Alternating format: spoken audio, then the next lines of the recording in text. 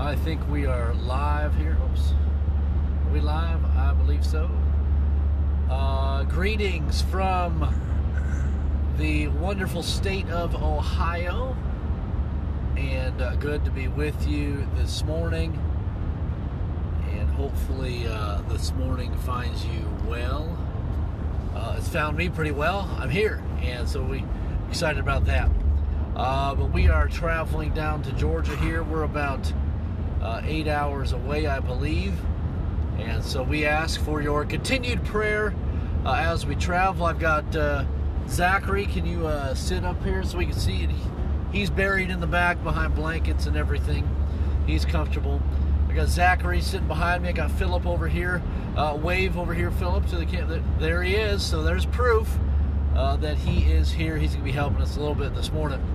Hopefully this doesn't fall.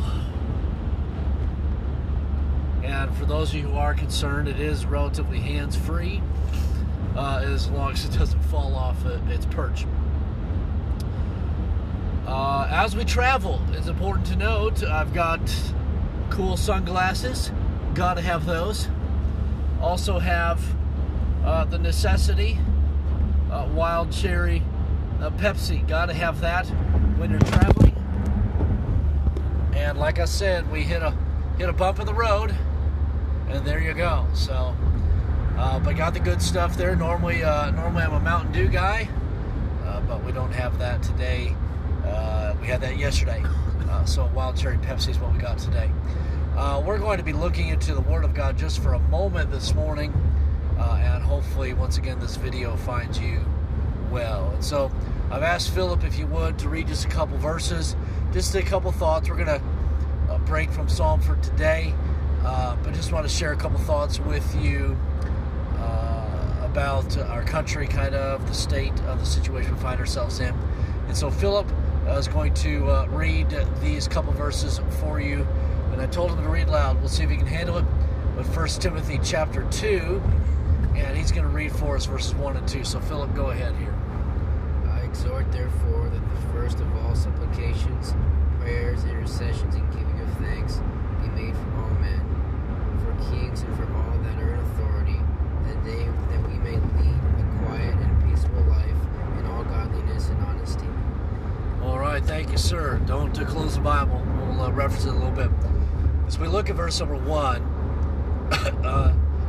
we reference the idea and the thought that we ought to be a people of prayer, be a people of supplication, and that we give thanks for all men. Verse number 1 tells us.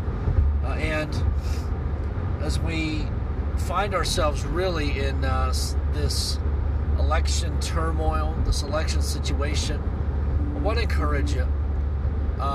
Let's be in prayer for our country, for those in leadership, and win, lose, or draw, we need to be in prayer for our president, for our senators, for our representatives. We need to be in prayer for all those, whether we agree with them or not, and we need to give thanks for all men. And so I want to encourage you, let's continue to pray for our country. Let's continue to pray for our president and our potentially, I guess, what could be new president. We need to pray for him. And the reason why is this. We're to give thanks for all things, but also we are to, verse number 2, we're to pray for kings and our leadership there. And the reason why is that we may live peaceably. And that's why we need to be a people of prayer. Pray that God will intercede for us, that God will answer our prayers, that God will continue to protect us so that we may lead a peaceful life. And if we're going to get through this current situation we find ourselves in, it's only going to be God who can answer that prayer. Could you read for me verse number 2 again for kings, for authority, and so on? For kings and for all that are in authority, that we may lead a quiet and peaceful life in all godliness and honesty. All right, so we're going to live that peaceful life in godliness and honesty. We must be a people of prayer. And I think as Christians, we neglect this responsibility of prayer more than anything. So let's be sure and be that people of prayer. Our country needs it, and our president needs it, and no matter who our president is, they're going to need our prayers. So I just want to leave that thought with you today. Let's continue to pray, and let's just leave the election in God's hands, and we'll trust that He knows what He's doing. And so we'll leave you with that thought for today. I see Ingrid is on there. Good morning to you.